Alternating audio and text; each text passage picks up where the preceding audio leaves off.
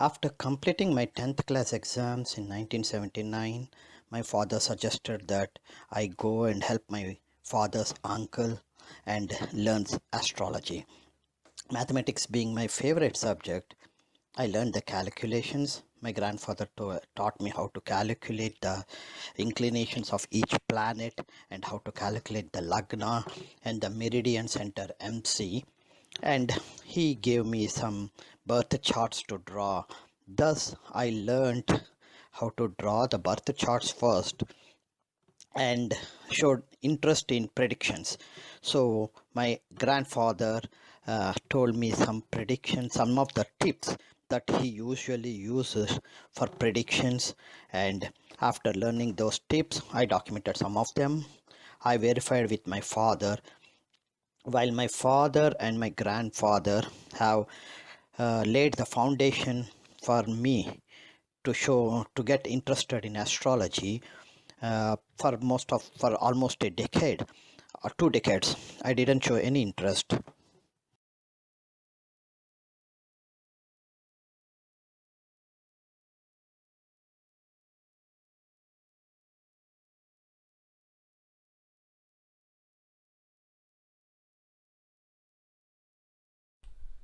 Welcome to Shasikara's Astrological series.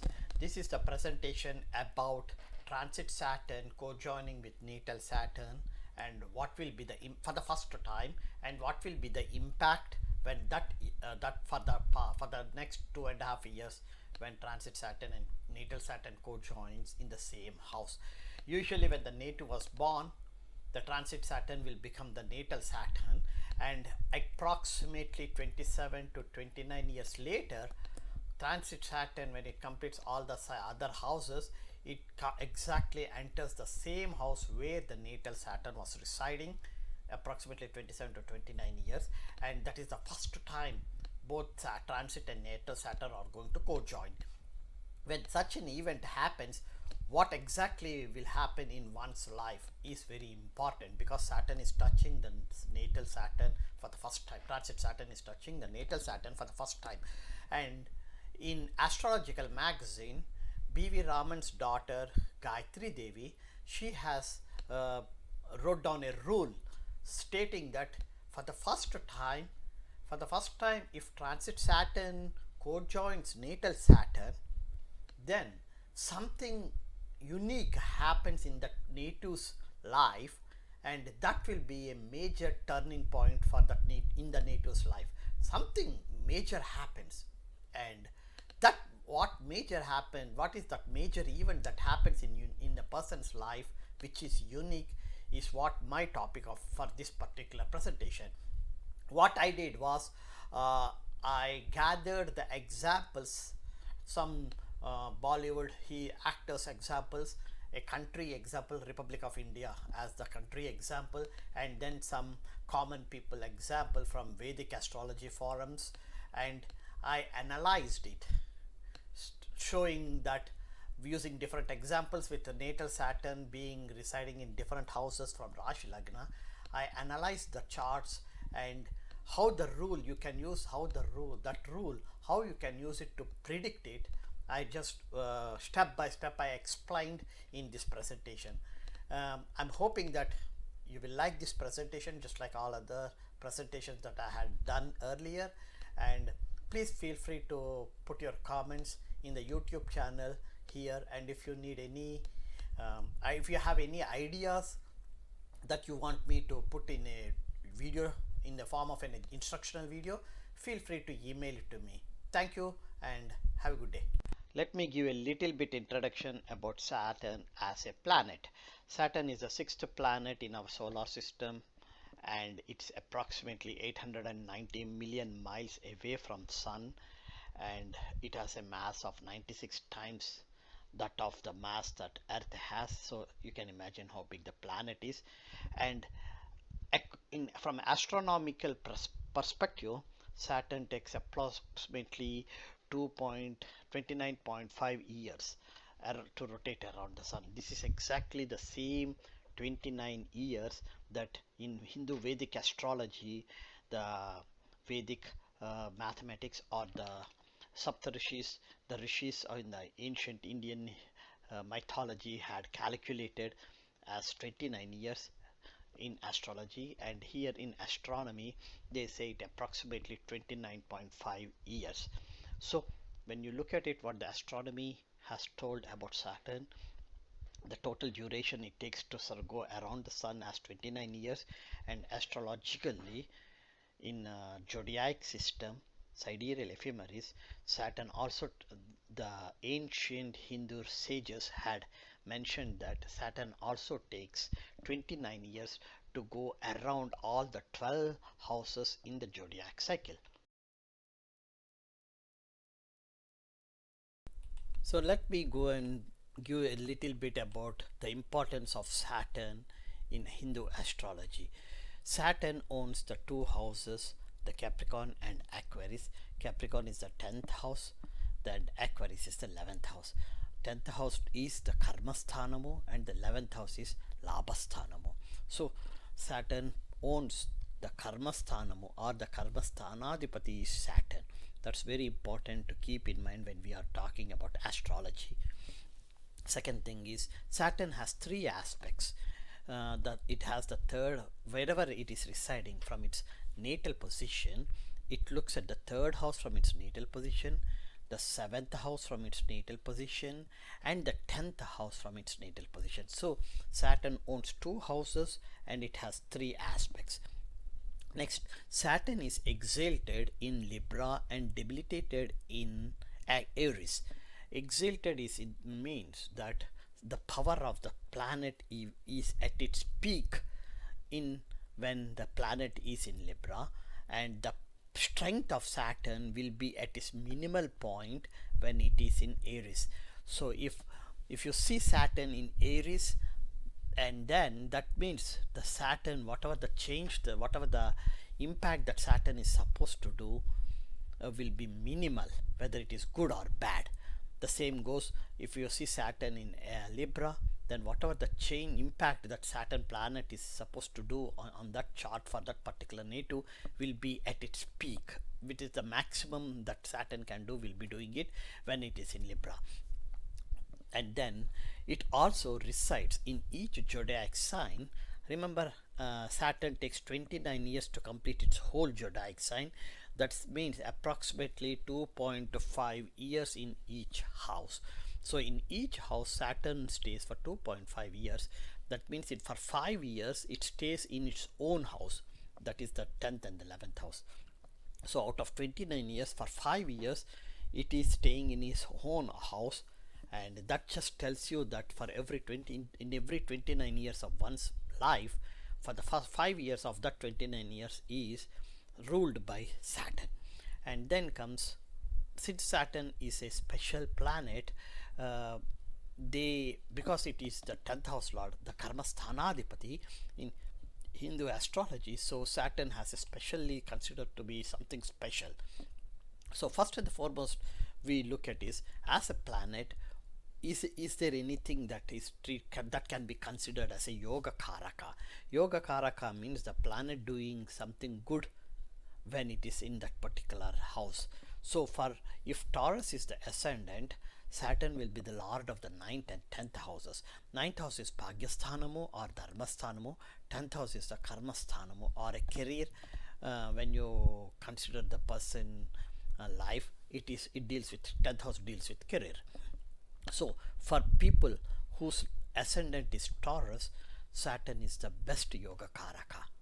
And then we go for, if the ascendant is Gemini, then for 50, because Saturn owns only the 9th house, so your yoga karaka has been dropped by 50%.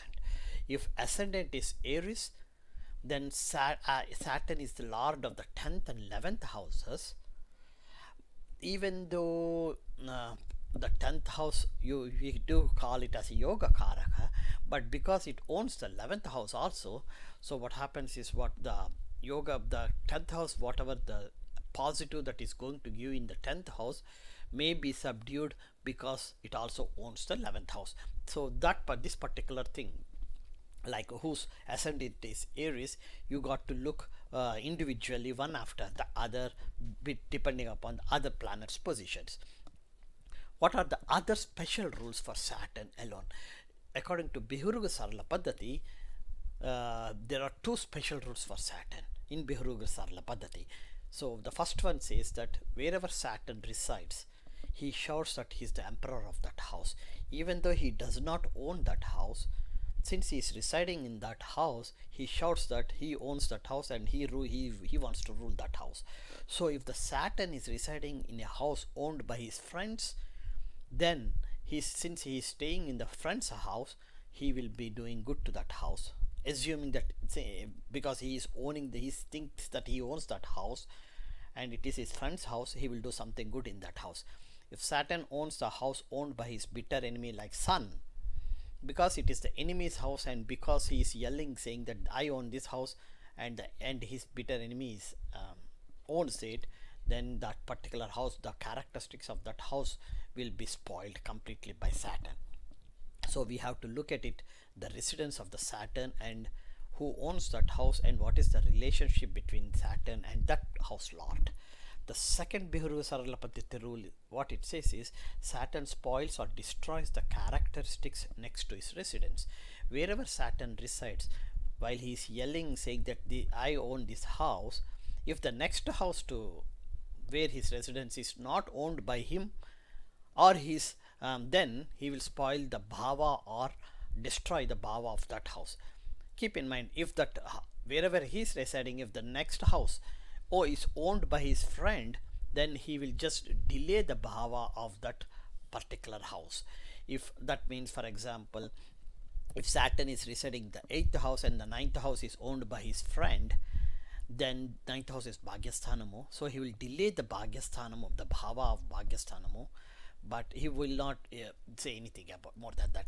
But if the Saturn is residing in the 8th house and the 9th house lord is Sun, because Sun is his bitter enemy, he will spoils or destroys the Bhagyasthanamo for that particular native.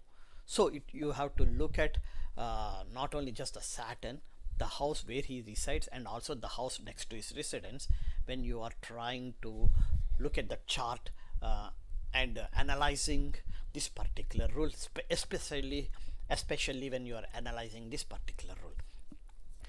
Another thing that I want to talk about is the special rule for Saturn is in planetary warfare. During the planetary warfare, irrespective of who is fighting with Saturn, Saturn is the default winner, period. So if you see 4 planets in the same house and Saturn is one among them, then according to Graha Yuddha, Saturn is the winner. So in the house where there are 4 planets and Saturn is one of them, it is the Saturn who rules, and the remaining 3 planets will keep their mouths shut. They are like slaves to Saturn. Another thing is, the most important thing is, only for Saturn there is a period called Sadeshani, which is approximately 7.5 years. It starts when Saturn enters the 12th house from natal moon in a given chart, and it ends when Saturn leaves the 2nd house from a natal moon in a given chart. So if you look at it, these are the important rules that we need to keep in mind about Saturn before we try to analyze the rule which I am going to do it now here.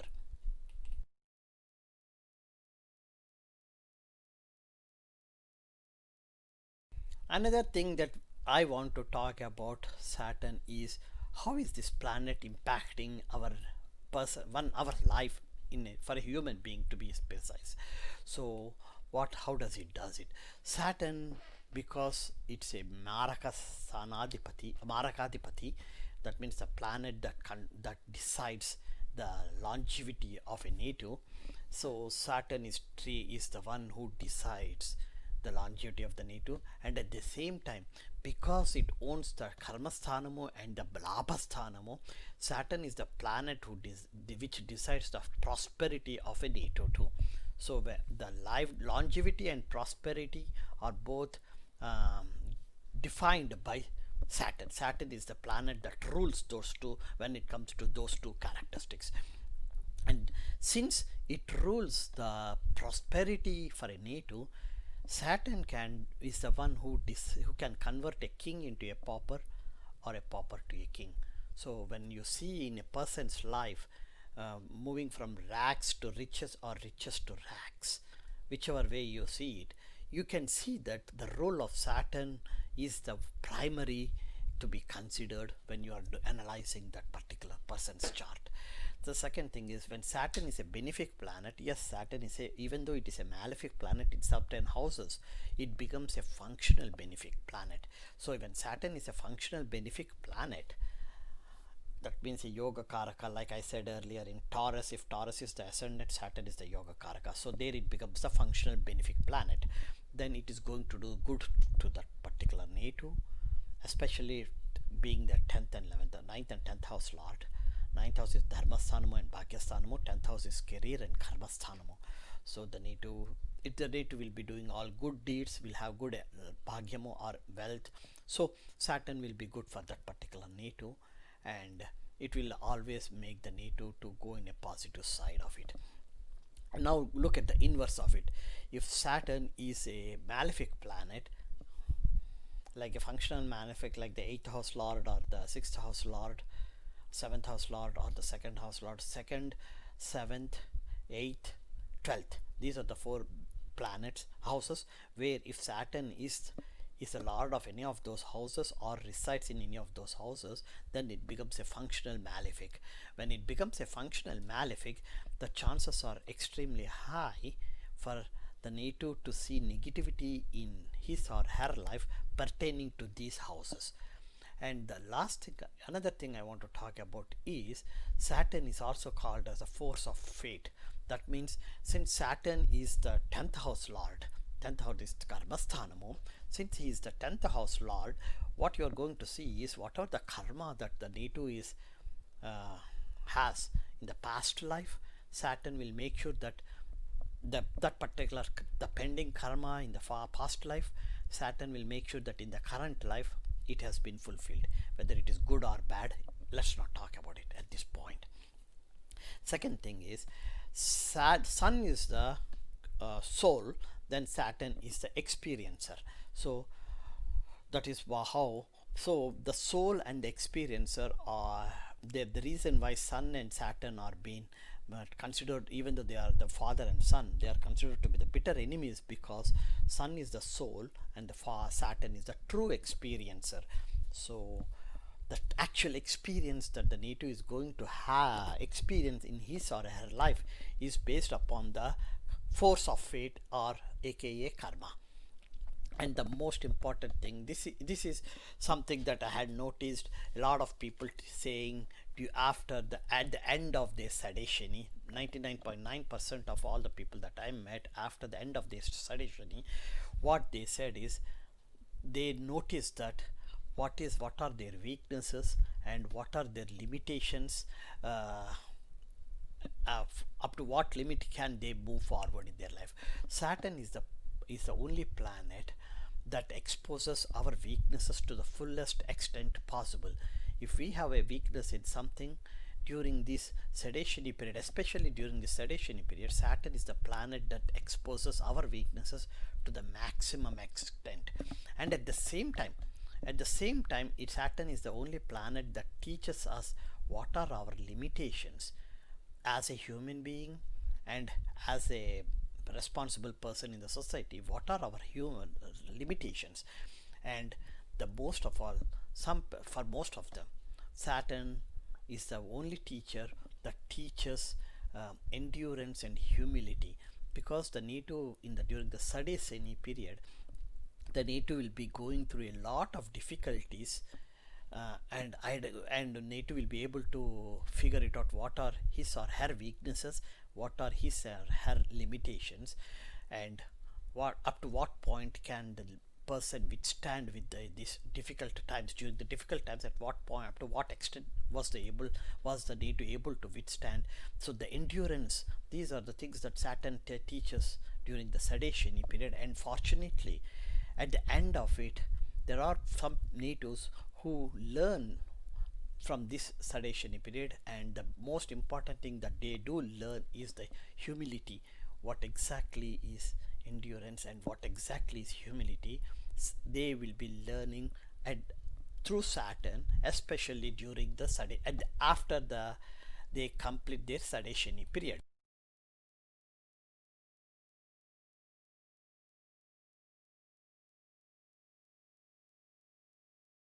So the rule, let me start with the rule. The rule states that when transit Saturn touches natal Saturn for the first time in native's life, then there will be something, an event occurs that changes, that turns the native's life. That means to say that if the native uh, he will be 27 or 20, between 27 to 31 years old, and when transit Saturn cojoins with natal Saturn, something happens in the native's life, and that will be a biggest turning point for that particular native in his or her life. This is the role that Gayatri Devi, the daughter of V Raman, Astrological Magazine owner V Raman, daughter Gayatri Devi, had mentioned this rule in one of the article, and I'm using this rule now to analyze it and give you, using more examples, I'm going to explain you this rule in detail.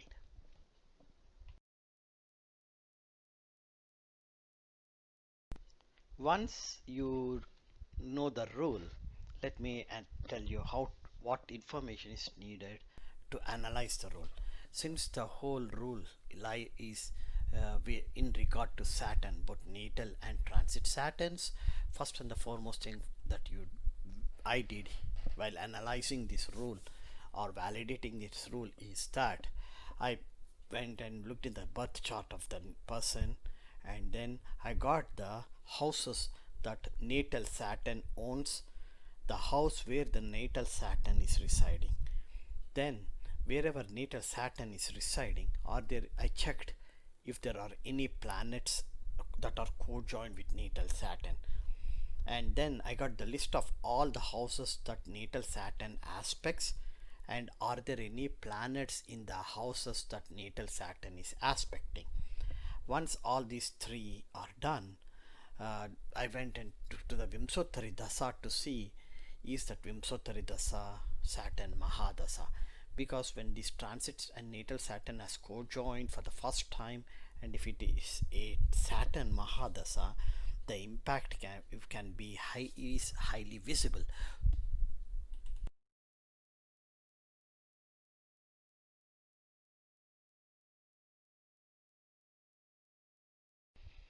As the first example for this rule, I took the birth chart of the Republic of India, the country, and I'm trying to explain to you if you use this rule for a country, how to analyze it. First of all, if you look at the chart of India, let's see which houses does Saturn owns. Saturn owns, actually, you know what? The Lagna is Taurus. When the ascendant is Taurus, Saturn is the Yoga Karaka. And because Saturn owns the ninth and 10th houses, so for the Republic of India, Saturn is a good planet, period. That itself is enough for the to start with. Now, where is Saturn residing? Saturn is residing in the third house. So when Saturn is residing in the third house, like I said earlier, it shouts that it owns the third house, that is the country. For third house, for a country, the third house means communications. So now Saturn, the Yoga Karaka planet, is the one that is shouting that it owns the role of communication for the whole country.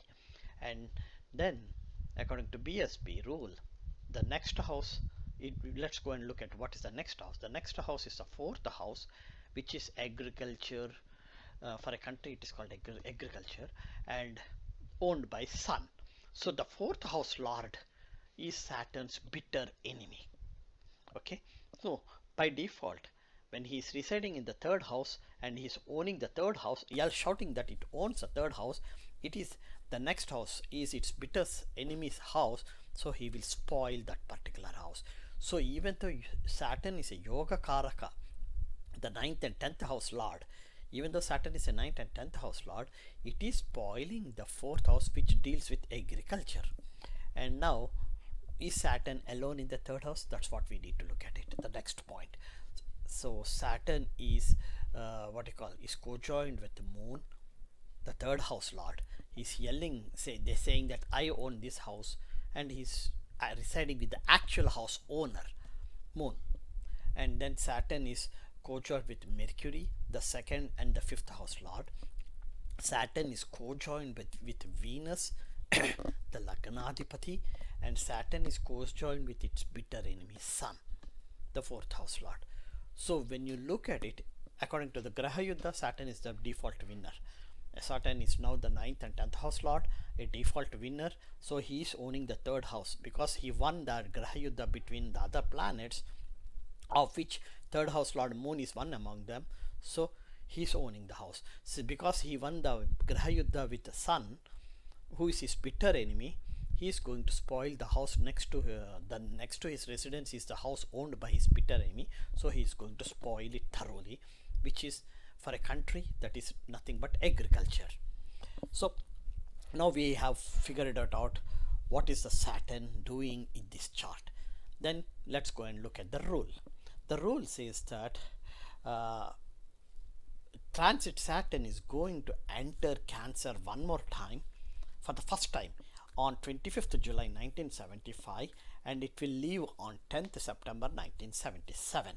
So according to the rule, something major event will happen to the country between July 1975 and September 1977. I'm sure those people who are in their early 20s or above in 1975, that means those who were born in 1955 or 1960s, they will be knowing exactly what happened in India between July 1975 and September 1977.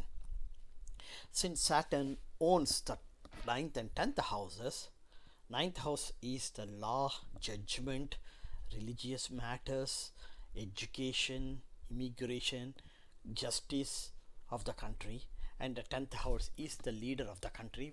Whether if it is a parliamentarian system, then it will be the prime minister. If it is the presidential system, that is the president. If it is a ruled by a king, then it will be the king.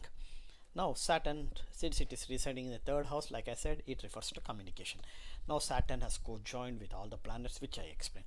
So when you look at the rule, so on from July 1975 till September 1977, something major event had happened in India that has a direct relationship, the direct relationship with 9th and 10th houses, and has a partial relationship with the 3rd house, and some minimal impact with Moon, Sun, Mercury, and Venus. That means the 3rd house lord Moon, 2nd and 5th house lord Mercury, and the 1st house lord, 1st and the 6th house lord Venus. So let's go, and this is the rule states that this is something will happen at this time. So now what I'm going to do is, since I knew that what might happen, let's go and look into the reality and see what exactly happened at that. The rule states that transit Saturn co-joins with natal Saturn for the Republic of India on Republic of India's chart between July 1975 and September 1977. This is the first time they are co-joining. So some major event is supposed to happen. Now let me go back to and look at the history and figure it out what exactly happened during that period. If you go to Wikipedia, you will see that in India the emergency was declared in 1975 and it went all the way till 1977. That exactly 2.5 years when transit Saturn co-joined with natal Saturn, emergency was declared. The emergency, if you look at it more in detail, the emergency was started in July of 1975. That's when transit Saturn entered Cancer, and it ended in March 1977. That means almost 5 to 6 months before transit Saturn left Cancer and entered Leo. So the rule clearly tells you that for the country some major event happened which was a turning point for the whole country, and that is nothing but the country, an emergency was declared during this period, and after the emergency was completed, the country, there is a major turning point in the for the country.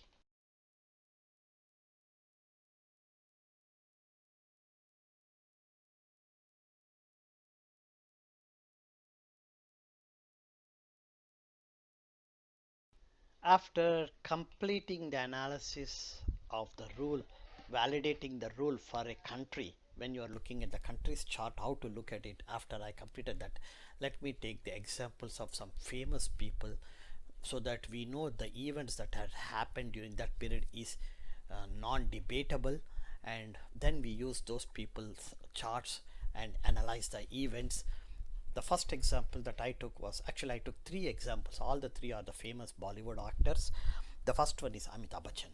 Amitabh Bachchan was born in 1942, October 1942, and his Saturn is in fourth house, that is Taurus. Saturn is the lord of the first and the 12th houses. It is in Taurus, the fourth house. Saturn's third aspect will be on the sixth house. Saturn's direct aspect, actually the sixth house you have Jupiter. Jupiter is the second and the 11th house lord. Keep that in mind. Saturn, when it is when it is having its third aspect on the sixth house, Jupiter is residing there. That means it is looking at Jupiter. Jupiter is the second house lord and the 11th house lord. Second house is Dhanasthanamu, 11th house is Labasthanamu. So Saturn is looking at the planet that owns the Dhanasthana, is the Dhanasthanadipati and Labasthanadipati. So any event that happens, whether it is on the positive side or the negative side, will have an impact on Dhanasthanamu and Labasthanamu for this particular Netu. Since Saturn is the first house lord, that impact will be experienced by self, that means the Netu itself. And then Saturn's 10th aspect is again on the first house. So what are the impact is that it's not only owning the first house, but it is also looking at the first house. So the impact will be highly visible to that particular Netu that has a direct relationship with first house. The 12th house is unexpected expenditures, and the sixth, because it is looking at the second house lord Dhanasthanadipati and Labasthanadipati, whether it is a positive or a negative, something is going to happen. So now what do we do it? Since apart from that, Saturn is residing in the fourth house, so the home life environment, something major event will happen that has a direct relationship to the home life environment. And the next thing is Saturn from Moon. This is a very important thing. From Moon, Saturn is natal Saturn is already in the 8th house from Moon. That means the Netu is always will have the Ashtama Shani in his chart. And now when transit Saturn co-joins natal Saturn for the first time, the Netu is going to have the Ashtama Shani for the first time. This is very important thing that we have to keep in mind. The Netu is will during this rule, when his life is turning for something good or bad, the Netu is going to go through the Ashtama Shani period at the same time. Now that we had gone through the possibility of that transit planet Saturn entering the co-joining with the natal Saturn, let's figure it out. When exactly did it happen for the first time? For the first time, transit Saturn entered Taurus in May 1971 and left in June 1973. So May 1971 to June 1973, the 2.5 years or 3 years approximately, is the time that this Netu had faced a major event that became a turning point in his life. And remember, since Saturn's third aspect is on the second house lord Jupiter, that turning point should be second house. Remember, second house starts with deals with the Dhanasthanamu, and it also starts with Kutumbasthanamu, and 11th house is Labasthanamu and house of desires. So something that pertains to these four is possible to happen. Now let's go and look at exactly what happened during this time. When I went into Wikipedia, what I came to know is that there is a movie called Anand. Those people who are born and brought up India and who were know this old movie called Anand. He was Amitabh Bachchan was acted as a supporting actor to, I think it is Sanjay Dutt, not Sanjay Dutt. What is his called? Oh my God, I forgot his name, man. Shit, I forgot his name. He was as a supporting actor in that movie, and it became a super hit. And that is the movie which brought Amitabh Bachchan as a uh, actor, his abilities, his skills as in acting, everything came out from that movie. And while in that movie, his co-actress, means the female who acted against him, was Jaya Baduri. Okay, so he had some sort of a uh, un unconscious relationship with Jaya Badri during that movie. The second thing is, between 1971 and 1973, there are two other movies. There another movie called Zanzir, where he acted as a hero, an angry young man, and he the movie became such a super hit that he gave got the title as a angry young man from then onwards. And after 1973, there are a lot of other movies that he acted, of which one of them is Sholay in 1975, Dawn. There are a lot of other movies where he acted as an angry young man.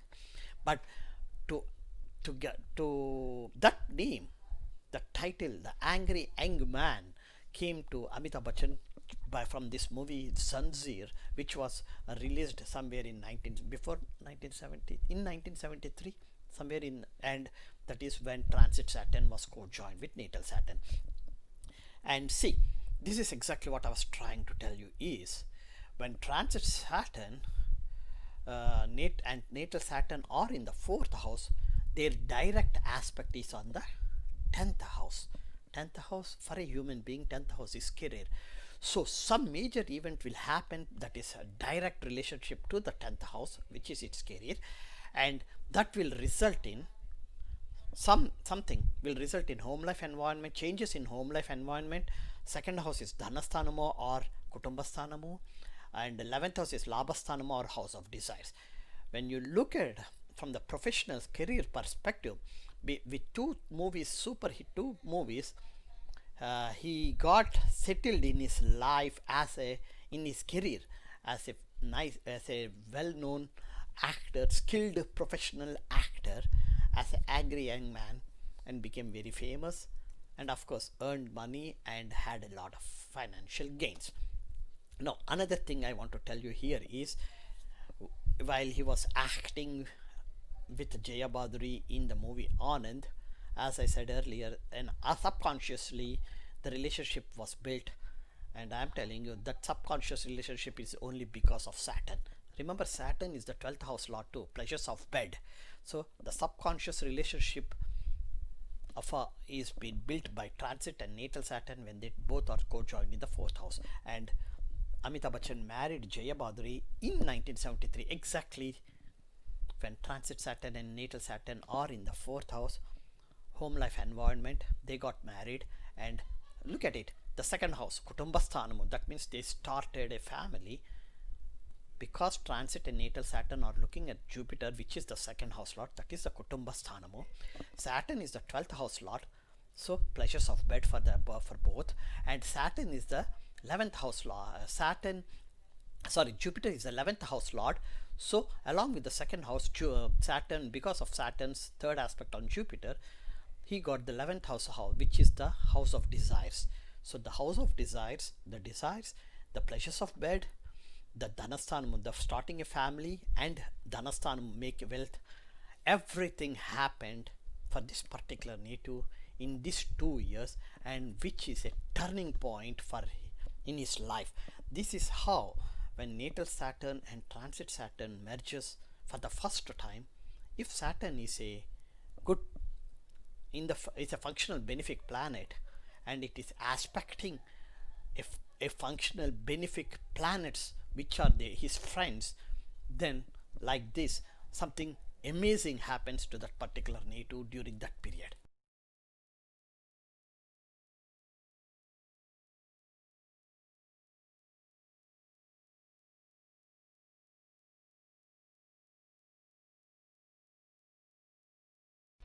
Let me go and take the second example, and this is the example of the another famous, like I said earlier, I took three Bollywood star famous Bollywood stars, and this is the second example of another famous Bollywood actor called Salman Khan. Most of the people who like me, I was in my early 20s in 1992. So I remember the movie called Maine Pyar Kiya. I was in Dubai at that time, and I was so stupid that I watched that movie for 24 nights every day. It's like a daily night show. Watch the movie and before going to bed. I was such a so mad of watching his movie Salman Khan. And this is the same famous Salman Khan who, and here let me go and figure it out how this particular native had uh, the transit Saturn and natal Saturn has changed this particular native's career when it comes to the first time when they both met it. In this chart, for Salman Khan, the Lagna is Aries. Remember, when Lagna is Aries, Saturn is partial yoga karaka because it owns the 10th and 11th houses, not the 9th and 10th houses. So it owns the 11th, 10th and 11th houses, but still keep in mind that it still owns the 10th house, which is the partial yoga karaka, and of course it owns the 11th house, that's fine. And Saturn is residing in the 11th house. So remember, wherever Saturn resides, he shouts that he owns that house, but for this particular native, his Saturn is residing in his own house, so he don't need to shout saying that I own this house. 11th house is labasthanamo, so, and the 10th house is the career. So Saturn has become a top, very very important planet for this native when it comes to career and labasthanamo, financial gains. And since and when you look at the Saturn's aspects, Saturn's third aspect is on the first house, self. So any career gains or any financial gains that the native is going to have when transit Saturn cojoins with natal Saturn for the first time, it will be directly to the self, means to that particular native only. It's not some, there are sometimes the gains will be shared by self or the spouse or the children, but for this particular native it is only for self because Saturn's third aspect is directly on the Lagna, first house. And then Saturn's seventh aspect, the direct aspect, is and Saturn's 10th aspect is on the 8th house, where the third house lord Mercury is residing. Third and sixth house lord Mercury is residing. Sixth house is employment conditions, debts and illnesses. Third house is siblings. And if I look at it, second, third, fourth, fifth, Saturn's direct aspect is on the fifth house owned by Sun. So naturally it is his bitter enemy. So the fifth house is progeny. So Saturn will make sure that the native will make sure that the native denies progeny. That means the native will not have any children because its direct aspect is on the house that is owned by his enemy. And from Moon, because Saturn cojoined with Moon in the 11th house, from Moon is the 7th house lord is Sun. So naturally that will make the mentally it will make sure Saturn will mentally create an environment in the native's mind so that the native will not be mentally prepared at any given point to get married. So you can see how transit and natal Saturns, when they co-joined in that Saturn power has been doubled here. So let me go and look a little bit more in detail. Since natal Saturn is in Aquarius, let me go and see when was the first time that transit Saturn entered Aquarius after the native was born. So if you look at it, in December 1993, transit Saturn entered Aquarius and left in March 1996. Yes, in December 1993 all the way till March 1996, Transit Saturn was in Aquarius. So the question comes is, what exactly happened during this period? We know that from 1989 to 1992, in 1989 or 1990, in 1990, Maine Pyar Kiya was his first movie that was released, and which became a super hit. And from 1990 to all the way till 1992, there were four or five other movies. Oh, actually, more than five movies which were released, and most of them were a super hit because the trend was going on him as being super hit movies. Then in 1993, after Transit Saturn entered Aquarius, when Transit Saturn was in the 10th house, that means from 1990 to December 1992, his career began. He gained amazing, what you call that, name and money. But when Transit Saturn entered Aquarius in December 1993, it co-joined with the Natal Saturn, and that's when he started that movie called Hum Aapke Hai Kaun, which was a movie that was released somewhere in 94 or 95, and he got Filmfare Awards, Best Filmfare Awards, and this was a movie that brought him so much fame, and he became one of the most richer, one of the norm well-known richest person in Bollywood industry.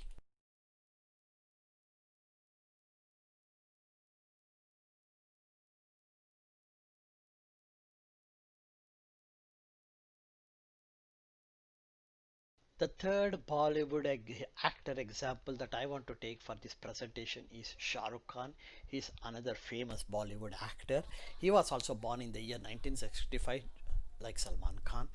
And here, so naturally, for both of them, Saturn is in Aquarius because they were just a few months difference. And natal Saturn at that time in the years 1965 was in Aquarius. Actually, it was even in Aquarius even in 1964 when I was born. Uh, I was born in 1964 and it was in Aquarius too at that time. Yeah, so in 1965 when it was in Aquarius, for Shah Rukh Khan, the Lagna is Scorpio. So Saturn is the lord of the third and fourth houses, and Saturn is residing in the fourth house itself. And that is a very important thing. When Saturn resides in one of the most important houses, which is, and especially if it is its own house, then you can see a positive side from Saturn. This is general rule which I noticed in a lot of charts. That includes my own chart too. I will explain to you later. So here Saturn is in the fourth house, third and fourth house lord. Saturn is residing in the fourth house. Its third aspect is again on Jupiter, which is the second house lord, second and fifth house lord. Okay, so remember, even for Salman Khan also, it's Salman Khan, no, it's for Amitabh Bachchan. Saturn third aspect is on the second house lord. Exactly the same thing is for Shah Rukh Khan also. Saturn's third aspect is on the second house lord, and that itself is Jupiter, a benefic planet. So naturally, something that pertains to family, starting a family, or dhanasthanam, earnings, you can see it over there. And then Saturn's fifth direct aspect is on 4, 5, 6, 7, 8, 9, 10. Oh my gosh, again Saturn's direct aspect is on the 10th house, just like Amitabh Bachchan too. His 10th aspect is Saturn's direct aspect is on the 10th house. But here is a small but here. The 10th house lord is Sun. So Saturn's direct aspect is on the house owned by his bitter enemy. And now comes the question is, where is his bitter enemy Sun residing? His bitter enemy Sun is residing in the house owned by Saturn again. See, so the 10th house is now fully controlled by Saturn, and the owner Sun couldn't do anything. That's the biggest drawback for this particular native. Had the 10th house for this particular native is other than Sun, then this particular native Shah Rukh Khan would have been in politics at some point in his life. But here, because of this, his role in politics, you don't see much at all as a politician. You just see him as a uh, film actor in the career perspective, or as a industrialist or a businessman. And then Saturn's 10th aspect is on the first house self. Remember, anytime Saturn's first, third, 10th, 7th, or 10th aspect is on self, then any event, positive or bad, negative, that happens to the native will have a direct impact on the native itself. So if a positive thing is going to happen for this particular native, it will be that impact, that positive event, the impact of that positive event will be seen in particular in this native's life. So now let's go back and see what exactly happened. When did the transit Saturn enter Aquarius, and what exactly happened to this particular native? Since the particular NATO Saturn is in Aquarius, just like for Salman Khan, even for Shah Rukh Khan also, transit Saturn entered Aquarius in December 1993 and left in 1996. Remember, for Salman Khan, it was in 1995. Hum Aapke Hai Kaun is a movie which brought him very famous. In the same movie, even Shah Rukh Khan was also acting. They both were acting in the same movie, and both of them became extremely famous in the industry. So let's go and see what are the other things that happened to this particular native when it comes to between 1993 and 1996. I think somewhere in 1993, his movie, there are two famous movies that brought him amazing fame and which turned his life and proved that he is the best actor, one of the best actors in Bollywood, Bazigar and Dar.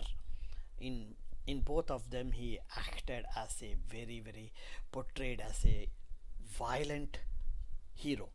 That was the first time, I think. Very rarely in Bollywood industry you see a hero to be so violent, and a hero acting as a villain also.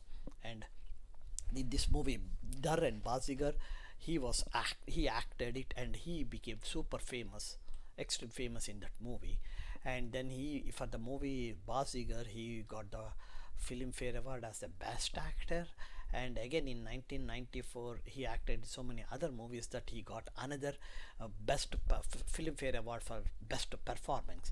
So in 93, because of Dar and Bazigar movie, he became super. That turned his life completely. Those who are in India during that period will know what was the impact in his career after the movie became a super hit. And then in 94, it was another movie called Kabhi Ha Kabhi Na, and again in 1995 it was Hum Aapke Hai Kaun. So if you look at it all the way from 93 till March 1996, they were all the movies that he acted. Most of the movies that he acted were super hit movies that has turned his life. And you can see the direct impact is on the second house, which is the Dhanasthanamu.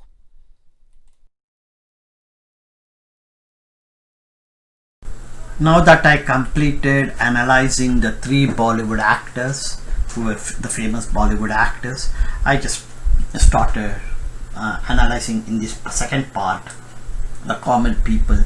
The first and the foremost I took is my own chart, because it's much easy to analyze any of these particular rules using the known people's chart, because you are aware of the events that happen.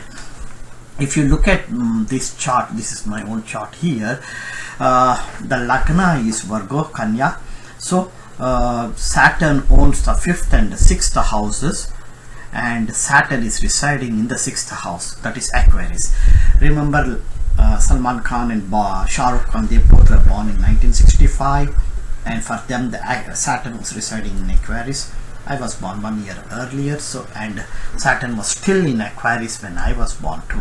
So the only difference is because the place and time of birth was different, the houses that Saturn owns in my chart is completely different from theirs.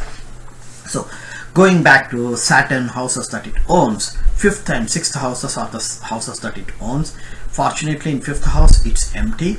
The 6th house, Saturn himself is residing in the 6th house. So, and now let's go and look at the the aspects of the Saturn's. Saturn's third aspect is on Jupiter. Jupiter is the lord of the 4th and 7th houses. Keep that in mind. Jupiter is the lord of 4th and 7th houses. So any major event that happens when transit Saturn touches natal Saturn for the first time will have a direct relationship or an impact on the 4th house, which is the Sukhasthanam or home life environment, and the 7th house, which is marriage, Kalatrasthanam, or short-term travels, I should say that way. And then Saturn's direct aspect is on the 12th house owned by Sun, its bitter enemy.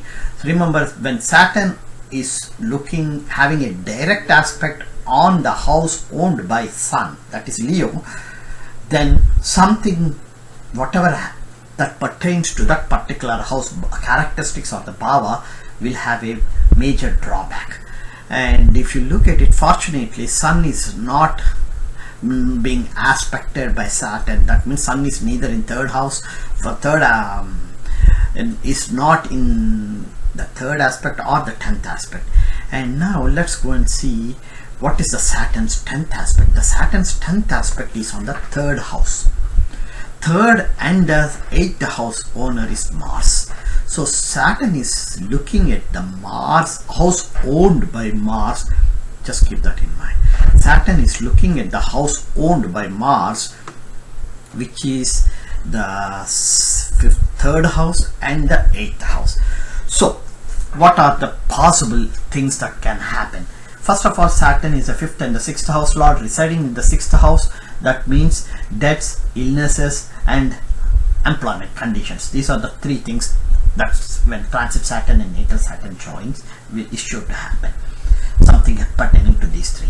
Since it is having a direct aspect on the 12th house, 12th house is unexpected expenditures, hospitalization, and foreign travel or foreign settlement, one of those 2. And then since his 3rd aspect is on Jupiter, and Jupiter owns the 4th and the 7th houses, so something related to 4th house, Sukhasthanam or home life environment, or the 7th house, which is the Kalatrasthanam, is sure to going to happen. Okay, now that I had done the analysis on my chart, the position of Saturn, the houses it aspects, and the houses that it aspects, and the bhavas of those houses, let me go and look at when was the first time that transit Saturn co-joined with natal Saturn. My Saturn, the Saturn is in Aquarius. So transit Saturn re-entered Aquarius in December 1993 and went all the way till March 1996. So my life was turned during that period. So let me tell you what exactly happened. Since it is my own, I can clearly tell you and more in detail too. Since Saturn is since Saturn is in the 6th house, and transit both natal and transit Saturn being in the 6th house, for sure something that pertains to the 6th house will be the major impact. 6th house deals with deaths, illnesses, and employment conditions. And then since Saturn is having a direct aspect on the 12th house, and Sun owns the 12th house, so the bhava of the 12th house will have another impact. 12th house deals with unexpected expenditures. So when you consider deaths in the 6th house, the 12th house will be unexpected expenditures.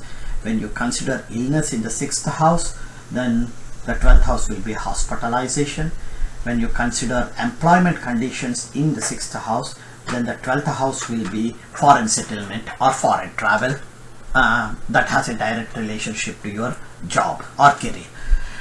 So, and also transit and natal Saturns are all both are looking at the 3rd house, at the 8th house, where the 6th, 4th and 7th house lord is residing. So now let me tell you what exactly happened here. In February 1993, I returned from Singapore, and after I returned from Singapore in February 1993, all the way until October 1990, I was in Bombay trying for a job. No job. I was just married, so newly married guy with no job. You can understand those people who are in India or who are aware of the Indian society 20-30 years ago can easily visualize the mental stress and the problems, all those stuffs that I had gone through. So the fourth house, remember I said you the fourth house is Jupiter's own fourth house, so the home life environment was completely disturbed here. And then comes the seventh house. Since I got since I was newly married, so the marital life had a disturbances there too. And the next thing, and all these things have happened because Jupiter is in 8th house, thereby it became a functional malefic. So when the because of the Jupiter being a functional malefic, the negative part of the came up for 4th house and the 7th house. And by default the 6th house is also bad house. So naturally things has to go bad when both natal and transit Saturns are residing there. And until October 1993, I was in Bombay. I couldn't find a job. From February to the October 1993, with no job, residing in Bombay, and people can understand how bad it will be. In October 1993, I did had a contact with one of the manager in Digital Equipment Corporation in Andheri seats and applied for the position, and then returned back to Hyderabad where my parents and in-laws are residing. And all the way till that is happened in October to December 1993. So when December 1993, when Transit Saturn entered the 6th house, from December 1993 all the way till March 1994, it was a hell. In March 1994, my daughter was born in Hyderabad.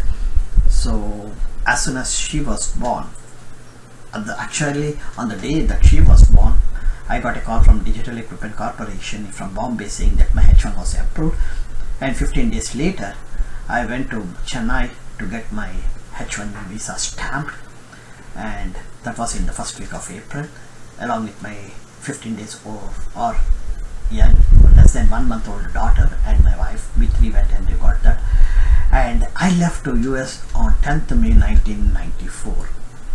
So you can see that from December 1993 till May 1994, which is approximately 6 months, there was a hell in my life. And then in 1994 I left India and to US. So that is the 12th house impact, 6th and 12th house impact. Initially from December 1993 to May 1994, it is debts, unexpected expenditures is what I know, is what I faced it. And in May 1994, it is the employment conditions and foreign travel or foreign settlement is what I faced. Okay, and from 1994 till March 1996, I was on a H1 visa in US, and for every 6 months or 8 months I had to leave. The contract was done, so I have to change my residence from one state in United States to another state. Approximately from May 1994 till March 1996, I almost moved my job more than four times. That means 4 places I moved. There was no stable home life environment during that period.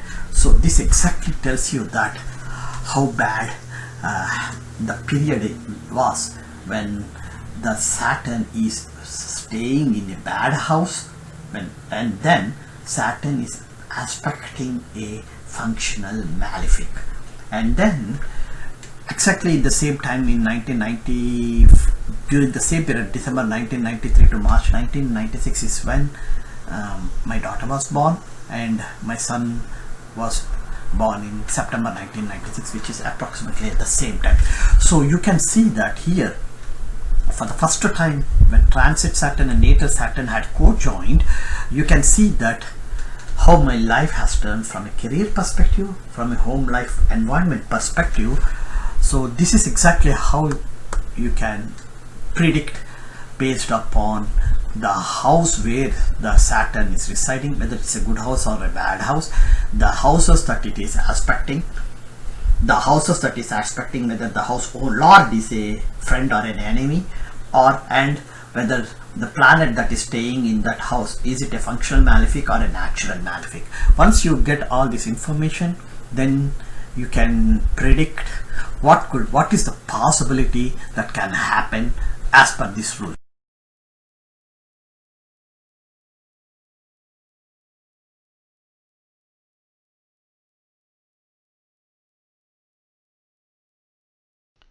Let me take the example, the second example. This is a female native born in India in year 1988. So if you look at the chart, the Lagna is first, second, and third house. The Lagnadipati is Mercury, and Saturn is in Sagittarius, the seventh house. And Saturn owns the eighth and ninth houses. So the eighth house, in eighth house you see Mars and Moon, and in ninth house you see Rahu. And then from Moon, if you see, the seventh house lord is again the Moon itself. So keep in mind, Saturn from Rashi Lagna, Saturn owns the seventh house, and from Chandra Lagna, Moon itself is the seventh house lord, and it cojoined with Mars, of course. So the next thing is, look at the Saturns. Since Saturn is residing in the seventh house, as I said earlier, according to the Bihurga Sarla Paddhati, it shouts that it owns even that house also. So basically Saturn here is owning the seventh, eighth and ninth houses. Basically that's how it keeps talking. Since Saturn is residing in the seventh house and the next residence is its own house, so it will not spoil the bhava of his own house. So that's one good thing here. Unfortunately, that's the eighth house, so the bhava of the eighth house is not spoiled but still owned by Saturn. Now Saturn's, let's go and look at the Saturn's aspects. Saturn is aspecting according to, first of all we start with the third aspect. The third aspect is on the ninth house, the Dharmasthanamo. So staying in the seventh house, it is looking at the ninth house, its own house. And also in the ninth house, what you see is Rahu there. So the Dharmasthanamo is owned by Saturn, and the most unpredictable planet Rahu is residing in the Dharmasthanamo. The next thing is direct aspect. Saturn's direct aspect is on the first house. Fortunately, first house is empty. 7, 8, 9. And Saturn's 10th aspect is on the fourth house, the Sukhasthanam or home life environment. First and the fourth house lords is Mercury. So let's go and see, is there any relationship between Saturn and Mercury. Fortunately, from Saturn, Mercury is in the fourth house from Saturn, and Mercury is also residing in the 10th house. Mercury is also directly looking at the fourth house. So Saturn is looking at the fourth house using the 10th aspect, and Mercury using the direct aspect. Mercury and Sun, they both are looking at the fourth house. So the fourth house becomes a little bit clash, because the owner is looking at its own house and this malefic Saturn is also looking at the house. So the house will be, there will be so many ups and downs in the house, sometimes good events happening, and sometimes the home life environment will be good, sometimes it will be bad or disturbing or troublesome.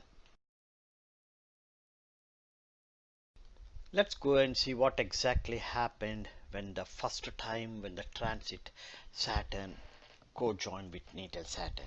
If you look at it, for the first time transit Saturn entered Sagittarius for this female native is in February 2017, January or February of 2017, and it stayed all the way until December 2019 or January 2020. That means approximately for 3 years Saturn stayed in Sagittarius currently. That means transit Saturn has co-joined with natal Saturn for 3 years completely.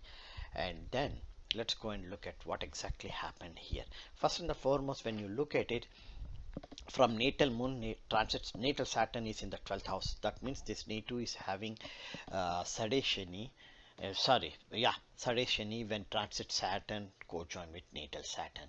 And this particular Sadeshani will be very complicated because the first 2.5 years natal and transit Saturns will be in the same house. The next 2.5 years transit Saturn will be with not only co-joining with Moon, but it's also co-joining with Mars, and the final part of the Sadeshani, which will be the second house from Moon. Transit Saturn will be in the second house from Moon, but it's co-joining with another malefic planet Rahu. So the first Sadeshani that the native is having is from 2017 to 2020, is the worst Sadeshani that we can expect. And now let's go and see what exactly happened during this period.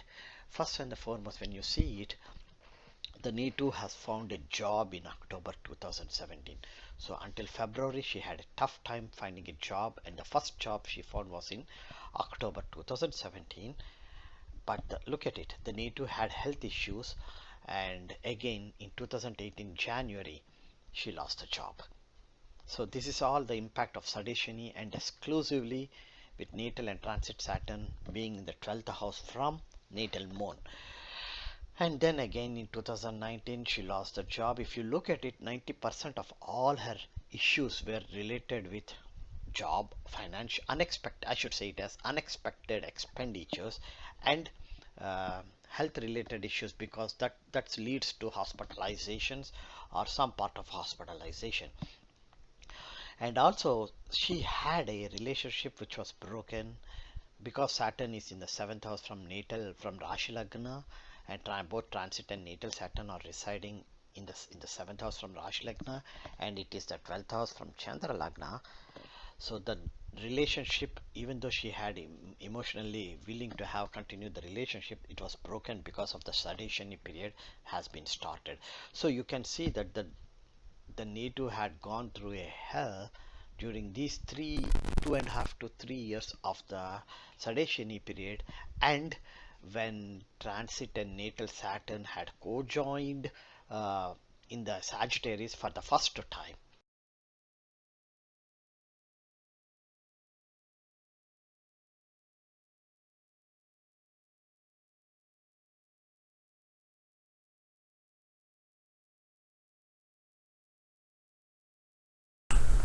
In the first part, I talked about how to validate the rule, and I took the example first for a country which is the Republic of India, and I examined how the rule is valid for the country.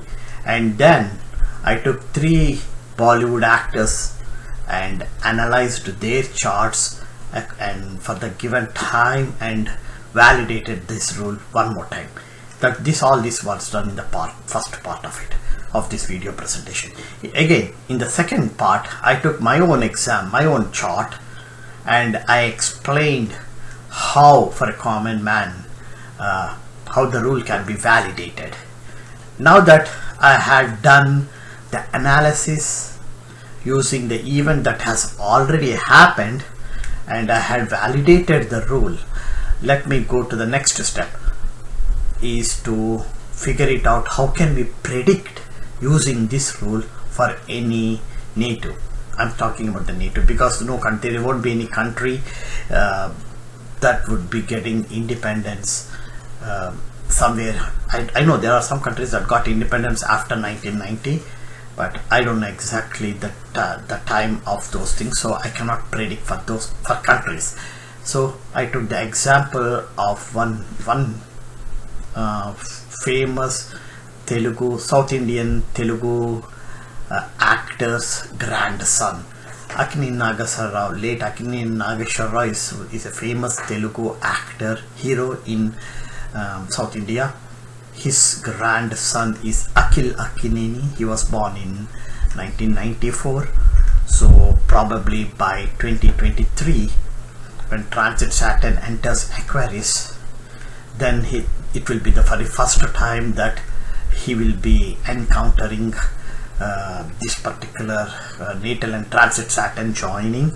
So the rule, since the rule is already validated, we can use that rule to predict how his life would be based upon the natal the planets with whom it is co-joined, and the Vimsotari Dasa at the same time. So that's the last phase of this presentation, and this is the one which I would like to all those who are interested in astrology or learning astrology or want to improve their knowledge. This is the part of the presentation that I would like them to concentrate more on, because the earlier one is completely analysis. The event has already happened, and I'm just using the rule to figure it out, to validate the rule. I did the analysis, and that is the past. Now when you're predicting the future, this is the example that I want to tell and show in detail how one can do that. One can predict the future based upon this particular rule, and I'm confident that this video to instructional video that I'm posting in YouTube would be very helpful for all of you. Thank you.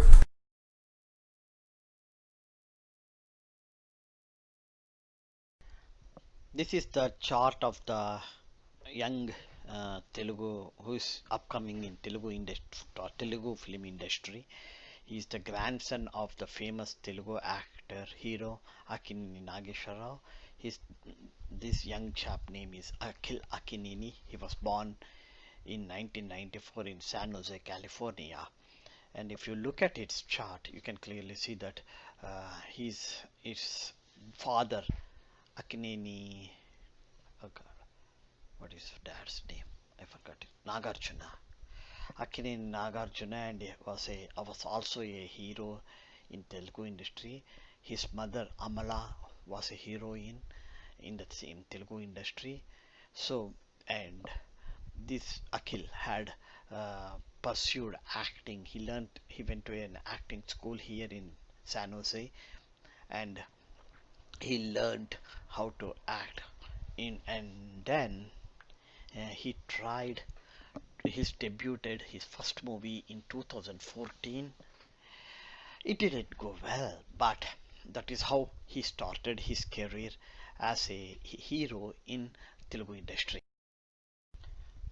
I got this birth chart from Astro Data Bank, and according to the Astro Data Bank, the native was born in San. Using JHora software, I drew the birth chart for this particular native, which you can see here. The very first thing for this particular native, since I'm doing the predictions, the very first thing that I look is there a Rasi Sandhi for the ascendant Lagna. Here the Lagna is 15 degrees inclined and it is Sagittarius, so there is no Rasi Sandhi for Lagna.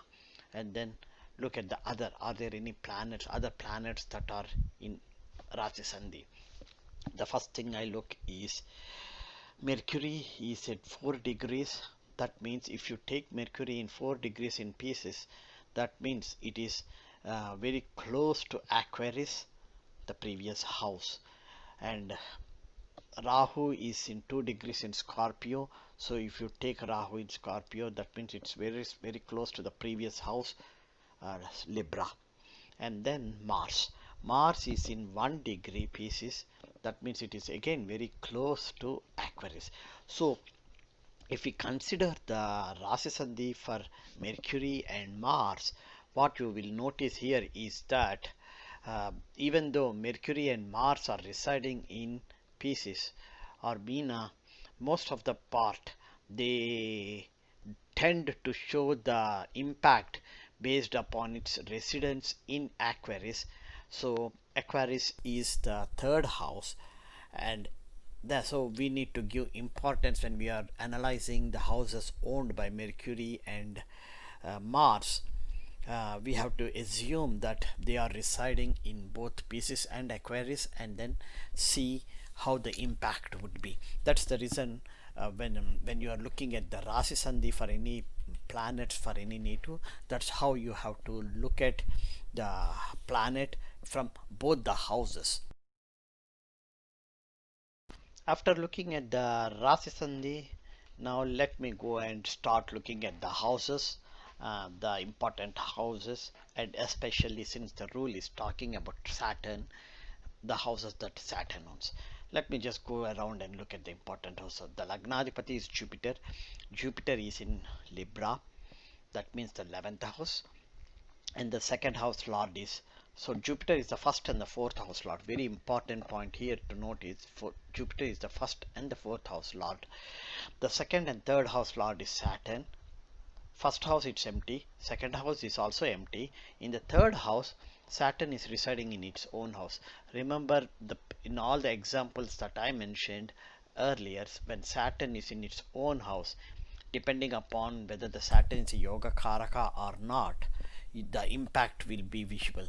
For Salman Khan and Shah Rukh Khan, Saturn was a partial yoga karaka, so you could see them. Even for Amitabh Bachchan also. For Amitabh Bachchan it is 100% yoga karaka, I think. So for all the three Bollywood actors, it was some sort of a yoga karaka. And so when the event happened, when Transit Saturn co-joined with Natal Saturn, you could see something good happening in their life, which became a turning point.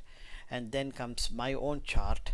In my own chart, Saturn is in Aquarius, but it is in the sixth house, which is not a yoga karaka, and it's also considered to be a bad house. So when Transit Saturn touched natal Saturn for in my chart in 1993 till 1996, a lot of other things happened in my life, which I explained earlier. So similarly for this particular native also, Saturn is not a yoga karaka. That's the very first thing that we have to see.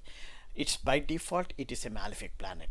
It also co-joined with the moon. Moon indicates mind for any native. So when moon co-joins with any malefic planet, the mental stability for the native will always be a challenge. And then moon, if you see from Rashi Lagna, moon is the 8th house lord, so it's a functional malefic. So a natural malefic is co-joined with a functional malefic, and since they both are co-joined in the house owned by Saturn, so even moon is now controlled by Saturn here in this. So this, the reason why I mentioned here specifically is there's a lot of things that can happen when moon is controlled by a malefic, and especially it is Saturn. The next is the fourth house. In the fourth house, you see three important planets: Sun, Mars, and Mercury. Sun is the 9th house lord, Dharmasthanadipati is in the 4th house. Then Mars is the 5th and the 12th house lords. A violent planet is owning the 12th house and the 5th house. That's not a good sign. Then Mercury is the 7th and 10th house lords. So that is all. That's being a 7th house lord is Maraka Sthanadipati, but being in the 10th house lord is tells you that the career's native will be something that pertains to communications, and at this point we don't know what sort of communications I should say it has, so we'll leave the person that part there here. The 5th house, Mars is the owner and Venus is residing. If you look at it, Venus is the 6th and 11th house lord. 6th and 11th house lord is residing in the 5th house. 5th and we already know that Mars is a violent planet, so a 6th house lord residing in the 5th house also doesn't look good. Then from there all the way to 11th houses, so 11th house, all are in 6th house you have Ketu. Yeah, I forgot it. 6th house is house of separations, deaths and illnesses, owned by Venus, and that is where Ketu is residing. That means Rahu is in the 12th house having a direct aspect on the 6th house.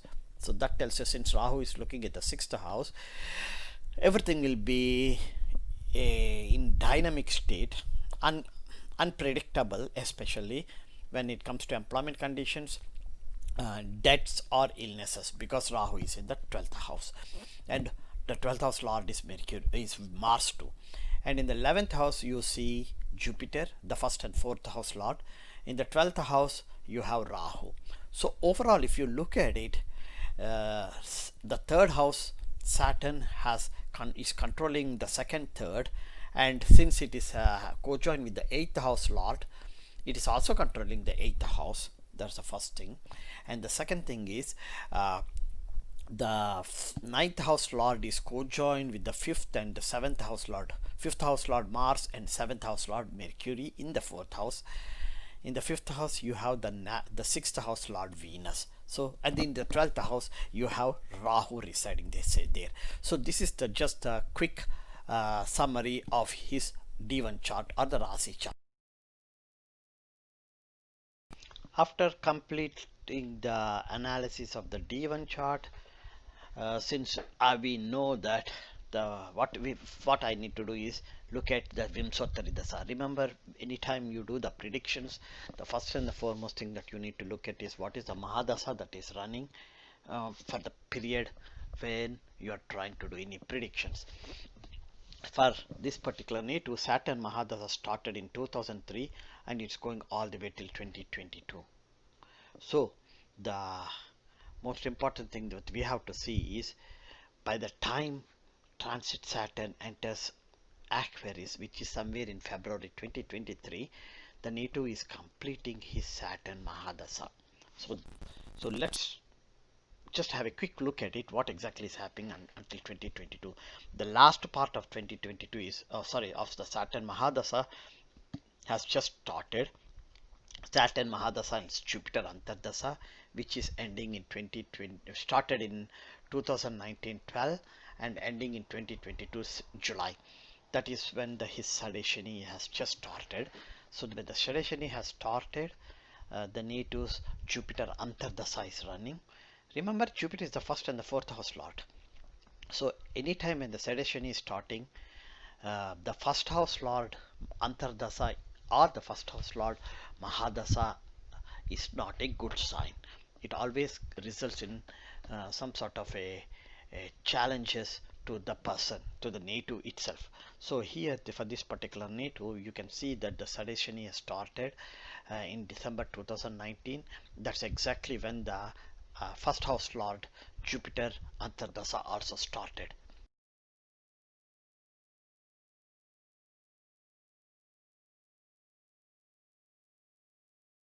Since the Saturn Mahadasa is going to complete in 2022 July, the next Mahadasa is Mercury Mahadasa, which starts in 2022 and goes all the way till 2039. Exactly during this is the period when transit Saturn is going to touch the natal Saturn. So that's the reason why I picked up the Vimsottari Mahadasa for Mercury too. If you look at it, Mercury is already in Rashi Sandhi. I mentioned you earlier. That means it is the officially in the chart it looks like it is the 7th and 10th house lord, because it is in and residing in the 4th house. Because it is in a Rasi Sandhi, you have, if we assume that it is in the residing in the 3rd house, then it is the if you assume that it is in the 3rd house, then it will be the lord of the same 7th and 10th houses but residing in the 3rd house.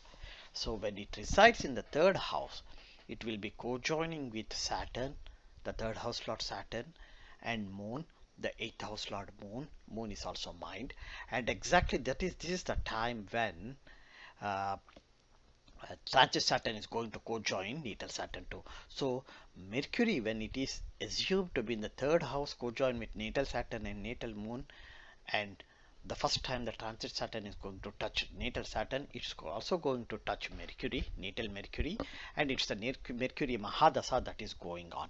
So the major impact what we will see here is the house that is owned by Saturn and Mercury. Saturn owns the 2nd and 3rd houses. The 2nd house is Kutumbasthanamu and Dhanasthanamu. The 3rd house is house of siblings, and this is for Saturn.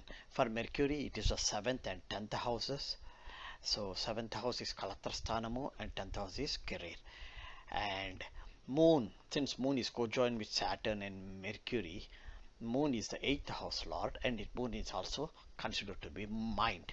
And above all, during this period, since transit Saturn and natal Saturn are co-joined with Moon, the native will be going through the second phase of Sadeshani, and the second phase of during the second phase of Sadeshani, by default, the native will be facing a lot of mental challenges, mental anxiety, mental distress, and taking decisions that are wrongful decisions. All these things are possible during those 2.5 years. Now let's go and look at the role and how it is going to impact the NATO. That's the main purpose of this. So what the rule says that when transit Saturn and touches natal Saturn for the first time, the NATO's life will turn. Okay, and we have proved it using the examples and the events that had already happened. So let's try to see for this particular NATO. Let's predict it. First of the foremost, we need to figure it out. When will transit Saturn enters Aquarius? Transit Saturn enters Aquarius somewhere in February 2023 and leaves Aquarius in March 2025. So if you look at it, it approximately stays only for 2 years in Aquarius. 2 to 2.5 years is maximum.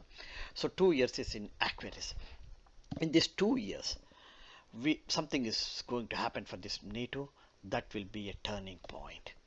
And first thing is, since natal Saturn has cojoined with Moon, transit Saturn is also cojoined with Moon. That means the NATO is going to the second phase of Sadeshini when transit Saturn enters Aquarius.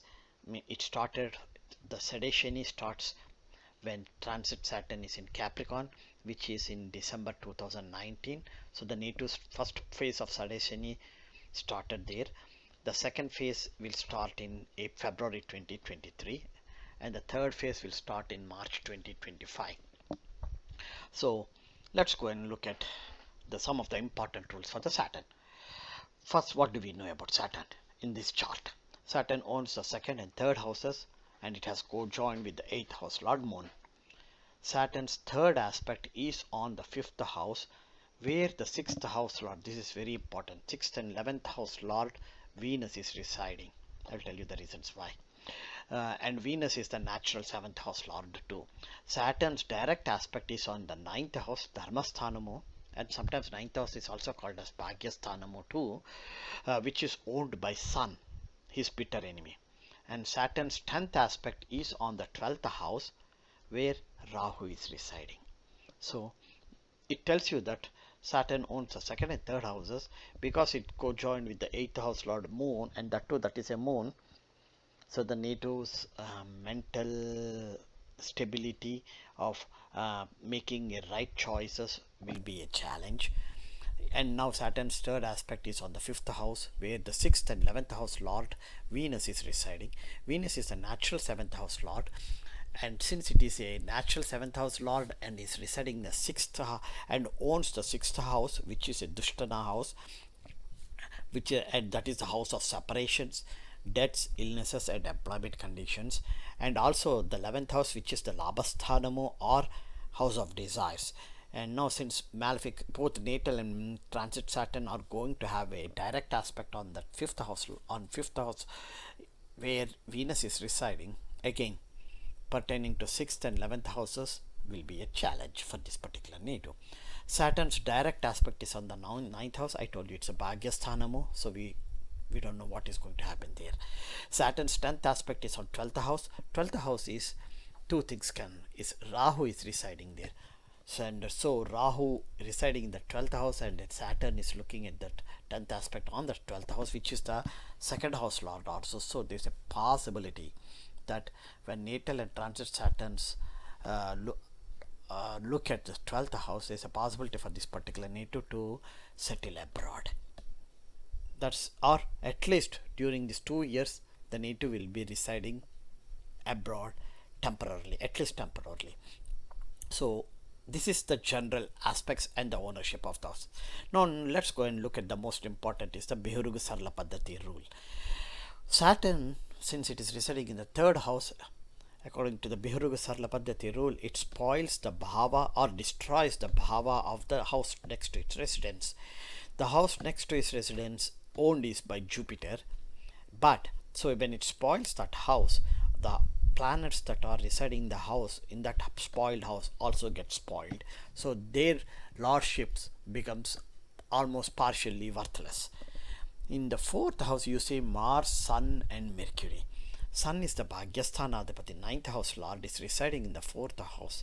So that becomes a challenge for this particular NATO because of this. Next, Mercury is the 7th and 10th house Lord. So 7th house is getting married, 10th house is career. Even that will become a challenge here because Mercury is residing in the house owned by, sorry, the house that was spoiled by Saturn. And then Mars is the 5th and 12th house lord. Mars is a violent planet, so when it stays in a spoiled house, it gets more violent. The most important thing that I want to tell here is Mercury is in Rashi Sandhi, is the 7th and 10th house lord residing in the Rasi Sandhi. So if we assume that Mercury is in Meena or Pisces, where you see the house, that the 4th house, it's that it is residing in the house spoiled by Saturn. If you assume Mercury to be in Aquarius, the previous house, then it is co-joining with Saturn. Either of the way, the 7th and 10th house lord Mercury got functionally afflicted. So the chance for this native to be successful when it comes to career, or having a getting early marriage, or getting married at the proper age, is always a challenge for this particular native. Let me reiterate the possible outcomes. Remember, keep in mind that this is astrology. Whatever I say is to the best of my astrological knowledge, but there's no guarantee that it is going to happen. But let me start with the possible prediction outcomes. First, the native is going to have is having the Sadeshani. First, right now, that means in starting December 2019, the Sadeshani started in the 2nd house from Rashi Lagna and the 12th house from Chandra Lagna. So some sort of family disturbances with the family members might have already started.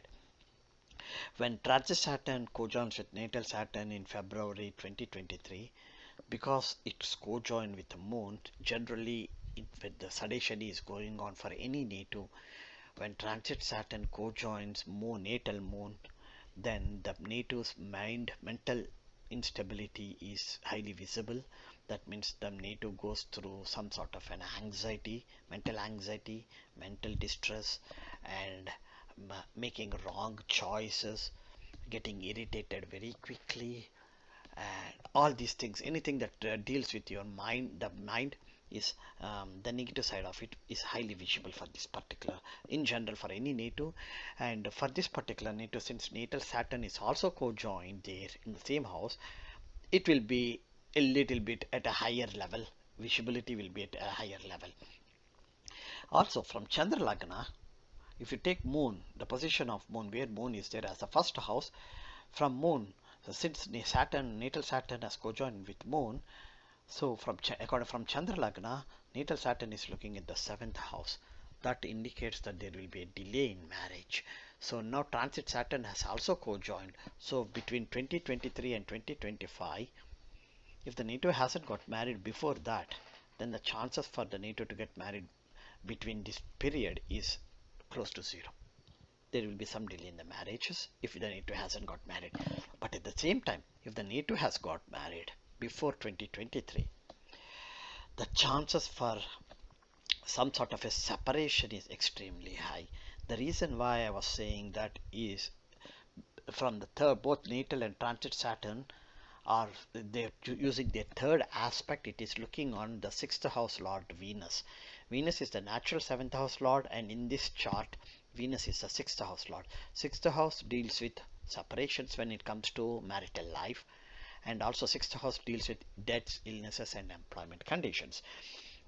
So when you look at from the marriage perspective, the chances for getting separated is high during this period. If you look from the career perspective, there will be a lot of changes in employment conditions for this particular native, and possibility for debts is extremely high. That's for this particular native, because from there the Saturn's 10th aspect is on the 12th house. 12th house is unexpected expenditures, and 6th house it's debts. So Saturn, natal and transit Saturn are looking at the 6th house lord and the 12th house. The chances are there for the native to incur some debts or some unexpected expenditures, something like that. This is very important to say. So this is the turning point. So the question comes is, what will be it? Since the impact is extremely high on the 6th house and the 12th house due to Saturn's third aspect on Venus, 12th house can say that the native might, there will be some sort of a possibility for this particular native to have a change in residence, and especially trying to settle on a foreign land, in a foreign place or a foreign land. And also, because of this Mercury and all the issues, the 10th house career will be a little bit challenging. So even if settling in the foreign land, the career cannot be something pertaining directly to acting. So the native has to choose a career that has a direct relationship with communications, because Mercury is communications. That can be any sort of a communication, like a communication industry, starting a business in communication industry or anything like that. But when you look at the part of the business part of it, again the seventh house deals with the business for any particular native. Seventh house tells you the business, and sixth house tells you the employment. Seventh house lord is again Mercury. So even the native goes into any sort of a business, it will be a challenge for the native to settle even as a businessman overall. So overall, saying from December 2019 till February 2023, the native will see one set of issues. From 2023 till 2025, the native will see a different set of issues. And the last part of Sade Shani is after March 2025, the native will see a different type of issues. Overall, from January 2020, for 7.5 to 8 years, the native life will be like a roller coaster, having so many ups and downs in the life. This is the turning point for the native in his life. Disclaimer. Last updated May 29, 2020. Interpretation and definitions. Interpretation. The words of which the initial letter is capitalized have meanings defined under the following conditions. The following definitions shall have the same meaning regardless of whether they appear in singular or in plural.